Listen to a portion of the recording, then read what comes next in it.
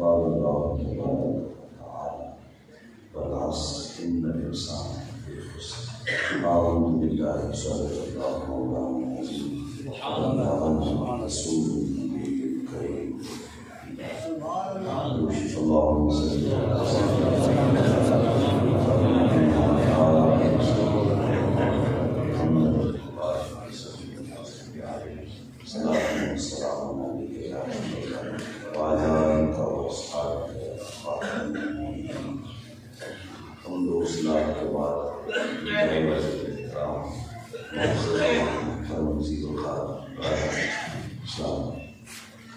السلام علیکم ورحمۃ اللہ وبرکاتہ۔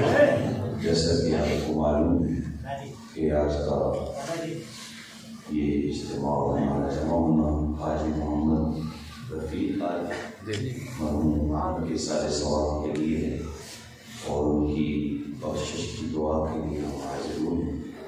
دعا ہے اللہ تعالیٰ جل شان کو مرحوم کی بخشش و مغفرت فرمائے کہ جملہ آسمان صبر جمیل کی دعا عطا فرمائے۔ مرنے والوں کے بعد ان کے لیے دعاؤں کا سلسلہ جاری رہتا ہے، اس لیے کہ اللہ تعالیٰ جل شان کو ارشاد فرماتا ہے کہ تم مجھ سے مانگا کرو میں تمہیں عطا فرمایا۔ دنیا داروں سے مانگیں تو وہ ناراض ہوتی، اللہ سے نہ مانگیں تو ناراض ہوتی۔ دنیا داروں سے مانگنے کے لیے ان کی بولی میں بات کرنا پڑتی ہے، وقت دینا پڑتا ہے، اور ایک بار مانگ لیا جائے دوبارہ مانگنے جائیں تو وہ کہتے ہیں کل تو دیا تھا آج پھر آ جائے۔ لیکن یہاں کوئی بولی کی قید نہیں ہے، عربی میں مانگو تو عربی میں دیتا ہے، اردو میں مانگو، ہندی میں مانگو، سندھی میں مانگو، پنجابی میں مانگو، سرائکی میں مانگو، مانگنا آتا ہے مانگو، نہیں مانگنا آتا صرف ہاتھ ہی پھیلا دو، خالی ہاتھ بھی خالی نہیں ہوتا، اور پھر اس کے لیے وقت کی کوئی قید نہیں۔ آپ صبح مانگیں دوپہر مانگیں شام مانگیں، حتیٰ کہ سحری کے وقت اٹھ کے بھی کنڈا کھڑکائیں تو جائے رحمت اللہ ہو پائیں گے۔ اور ایک بار مانگا تو کوئی بات نہیں، دوبارہ مانگ لیں دوبارہ، پھر مانگ لیں پھر عطا کریں، جتنی بار مرضی مانگتے چلے جائیں۔ لوگ جو ہے وہ مانگنے سے ناراض ہوتے ہیں، وہ نہ مانگنے سے ناراض ہوتے ہیں، اس لیے اس کی بارگاہ میں چوریاں پھیلا کے اپنے جانے والوں کے لیے بخشش کی دعا کی جاتی ہے۔ اللہ تعالیٰ جل شان مرحوم کی بخشش فرمائے۔ جو میں نے آخری آپ کے سامنے یہ مختصر صورت ہے سورۃ القصص قرآن مجید کی، لیکن اتنی جامع صورت ہے کہ حضرت امام شافعی رحمۃ اللہ علیہ فرماتے ہیں جو بندہ قرآن مجید کی اس ایک صورت پہ عمل کر لے تو لاکفاؤ، تو یہ ایک صورت ہی اس کی زندگی کو بدلنے کے لیے کافی ہے۔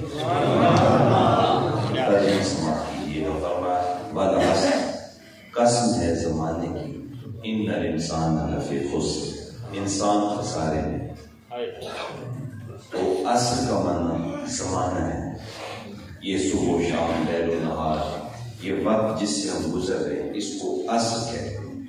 تو اس کی قسم کیوں فرمائی، اور پھر آگے انسان کا خسارہ بیان کیا کہ انسان خسارے میں ہے۔ تو زمانے کی قسم اس لیے فرمائی کہ اس نے بڑے بڑے شہنشاہوں کے تخت و تاج کو پھٹتے ہوئے دیکھا ہے، اور زمانہ انسان کے خسارے کا بہت بڑا گواہ ہے۔ جن کا طوطی بولتا تھا، پھر زمانے نے دیکھا کہ ان کا نام لینے والا بھی کوئی نہیں۔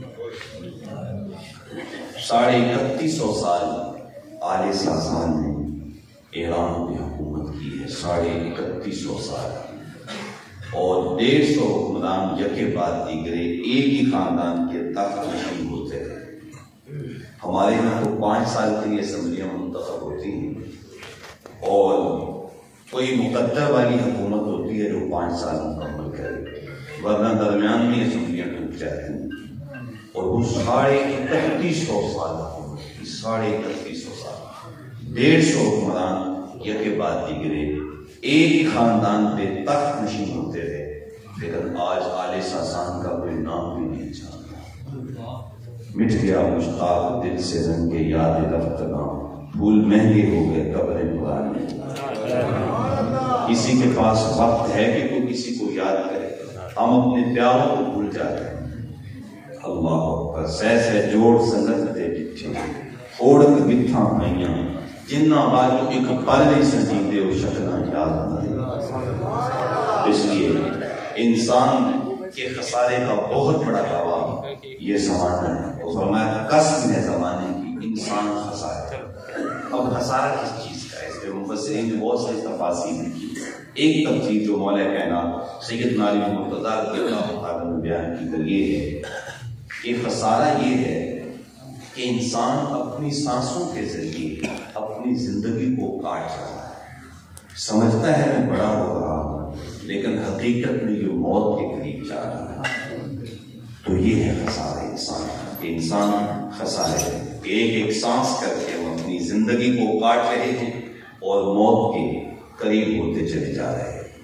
ایک بزرگ تھے، انہیں ان الانسان لفی خسر کا ترجمہ سمجھ میں نہیں آتا تھا، تو ایک دن وہ سمرقند کے بازار سے گزر رہے تھے تو کسی آدمی کو دیکھا کہ وہ پھٹے کے اوپر برف رکھ کے بیچ رہا تھا اور ساتھ بولی بھی لگا رہا تھا، اے ہموں علام یذوب راس والی، اور لوگوں مجھ پہ ترس کھاؤ، مجھ سے برف لیتے جاؤ، اس لیے کہ میں ایسا تاجر ہوں جس کا راس المال نکلتا جا رہا ہے۔ برف ایک ایسا سودا ہے جو گاہک کا انتظار نہیں کرتا۔ آپ اگر کپڑے کا کاروبار کرتے ہیں، آج اگر گاہک نہیں آیا تو کوئی بات نہیں، ہو سکتا ہے کل 5 روپے مہنگا ہو جائے، روزانہ تو مہنگائی بڑھ گئی۔ جب اگلے دن دکان پہ جاتے ہیں تو وہ چیز بڑی ہوتی ہے۔ تو اگر آج برف نہیں بکی، کل اس کی قیمت زیادہ بھی ہو گئی تو کوئی فائدہ نہیں، اس لیے کہ برف ہی رہے گی، وہ تو پگھل جائے گی۔ تو وہ ساتھ بولی بھی لگا رہا ہے، لوگوں مجھ پہ ترس کھاؤ، مجھ سے برف لیتے جاؤ، اس لیے کہ میں ایسا تاجر ہوں جس کا راس المال پگھلتا جا رہا ہے۔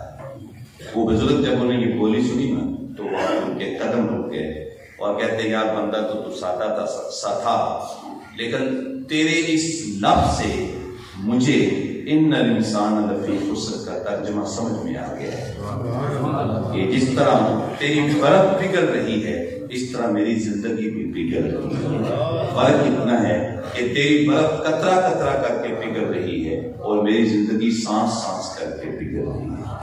اگر تو نے آج برف بیچ لی اور اس سے کوئی درہم، کوئی دنانیر، کوئی سونا، کوئی چاندی کما لیا تو کامیاب تاجر ہے، ورنہ تو نقصان اٹھائے گا۔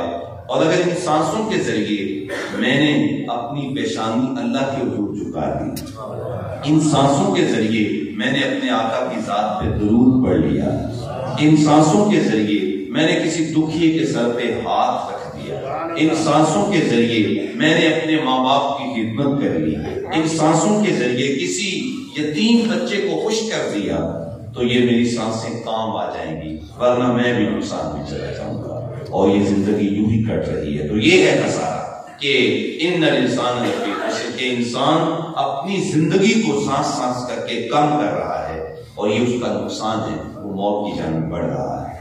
اچھا، جب میں اور آپ کسی ڈاکٹر کے پاس جاتے ہیں اور ڈاکٹر ہماری تشخیص کرتا ہے، وہ کہتا ہے آپ کو خدا نخواستہ فلاں بیماری ہو گئی ہے، ہیپاٹائٹس ہے، شوگر ہے، ہارٹ کا پرابلم آ گیا آپ کو، تو کیا مطلب ہے ڈاکٹر یہ بیماری بتا کے ہمیں ہماری زندگی کو مزید مشکل بنانا چاہتا ہے، یا کیا مطلب ہے؟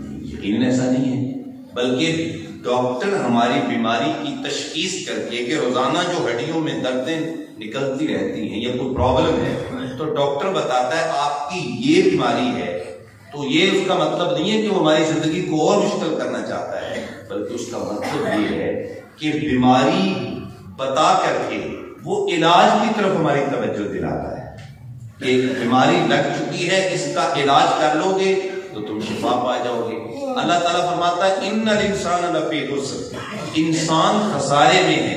اب یہ ہمیں بتا دیا گیا کہ تو نقصان میں ہے، مطلب کیا ہے؟ نقصان بتا کے اس کا علاج بتانے کی طرف توجہ دلائی جا رہی ہے کہ تو خسارے میں ہے۔ مالک ہم خسارے میں بچ کون سکتا ہے؟ اگلی آیت میں فرمایا اِنَّ الَّذِينَ آمَنُوا، بچے گا وہ جو میرے محبوب کے دامن سے وابستہ ہو جائے۔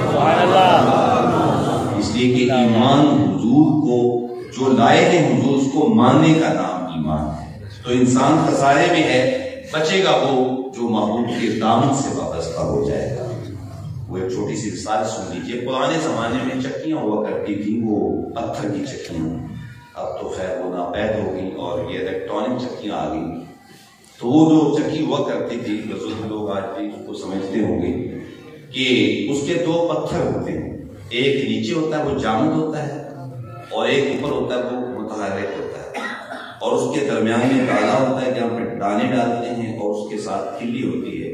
دانے ڈال کے کلی کو پکڑ کے گھماتے ہیں اور وہ دانے جو پھٹا ہو جاتے ہیں۔ لیکن اگر توجہ ہو تو وہ جو کلی ہوتی ہے، کچھ دانے اس جب دانے گالے میں ڈالے جاتے ہیں تو کچھ دانے اس کلی کے ساتھ لگ جاتے ہیں۔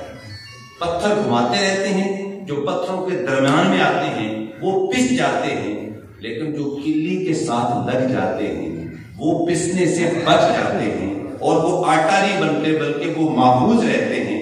تو فرمایا تمام انسان خسارے میں ہیں، جیسے وہ کلی کے ساتھ لگنے والے بچ گئے تو فرمایا بچے گا وہ جو میرے محبوب کے دامن سے وابستہ ہو جائے۔ اِلَّا الَّذِينَ آمَنُوا، جو ایمان لائے، وَعَمِلُوا الصَّالِحَاتِ، اور ایمان کے ساتھ ساتھ اچھے اعمال کی۔ اچھے اعمال کیا ہیں؟ آقا کی صلاۃ والسلام سے عرض کیا گیا اَيُّ الْأَعْمَالِ أَحَبُّ إِلَى اللَّهِ، حضور ہمیں اچھا سب سے اچھا عمل کون سا؟ جب میں کروں تو اللہ مجھے اپنا محبوب بنا لے۔ تو فرمایا الصلاۃ علی وقتہا، نماز 5 جگانا مقررہ اوقات میں ادا کرنا، یہ ایسا عمل ہے جو اللہ کو سب سے زیادہ پسند ہے۔ عرض کیا حضور اس کے بعد فرمایا بالوالدین احسانا، اپنے ماں باپ کے ساتھ اس نے سلوک کرنا۔ عرض کیا حضور اس کے بعد تو فرمایا اللہ کے راستے میں جہاد کرنا، اچھے اعمال، وتواصوا بالحق، اور ایک دوسرے کو حق کی نصیحت کرنے والے۔ حق سے مراد یعنی قرآن ہے اور اچھے اعمال ہیں، وتواصوا بالصبر، اور ایک دوسرے کو صبر کی تلقین کرنے والے۔ تو یہ 4 اعمال سن لیجیے، ایمان، اعمال صالحہ، ایک دوسرے کو حق کی نصیحت کرنا اور ایک دوسرے کو صبر کی تلقین کرنا، نیکی کا حکم دینا، برائی سے روکنا، اور اگر اس میں کوئی مشکل آتی ہے تو اس پہ صبر کرنا۔ تو یہ 4 چیزیں جس آدمی میں پائی گئی، میں نہیں کہتا، علماء نہیں کہتے، کوئی اور انسان نہیں کہتا، جس رب نے مجھے آپ کو پیدا کیا ہے وہ کہتا ہے، فرماتا ہے کہ اگر یہ 4 کام تم کر لو تو میں رب ضمانت دیتا ہوں تم زندگی کی بازی جیت جاؤ گے، تمہاری زندگی کامیاب ہو جائے گی۔ کتنا مختصر نصاب بتایا اس وقت کے اندر اور ایک خلاصہ بیان کر دیا۔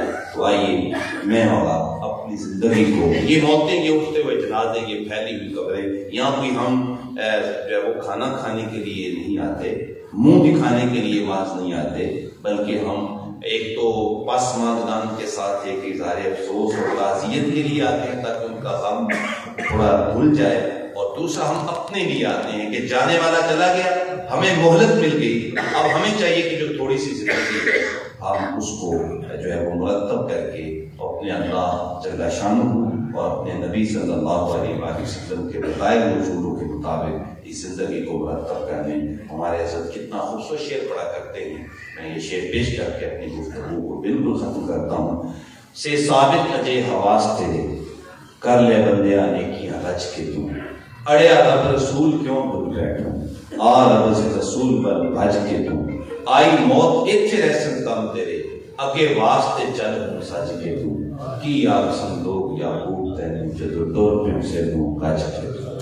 جب موت آ جائے گی کفن میں لپیٹ کر کے لوگ کندھوں پہ اٹھا کے جب قبرستان کی طرف لے جانے لگے گے تو پھر انسان سوچے گا کاش مجھے چند لمحے دے دیے جائیں، میں اللہ کے حضور جو ہے وہ ان لمحات کو گزارنا چاہتا ہوں، لیکن وقت پہ کافی ہے، ایک قطرہ بھی آب خوش ہنگام کا، جل گیا جب کہ برسا بھی تو پھر کس کام کا، پھر ہمیں مہلت نہیں ملے گی۔ آج مہلت ہے ہمارے پاس، آج تھوڑا سا وقت ہمارے پاس ہے، ہم اس کو مرتب کریں۔ اللہ جل شانہ میرے ٹوٹے پھوٹے لفظوں میں اثر کی شدید ڈال کے ہمیں توفیق عمل عطا فرمائے.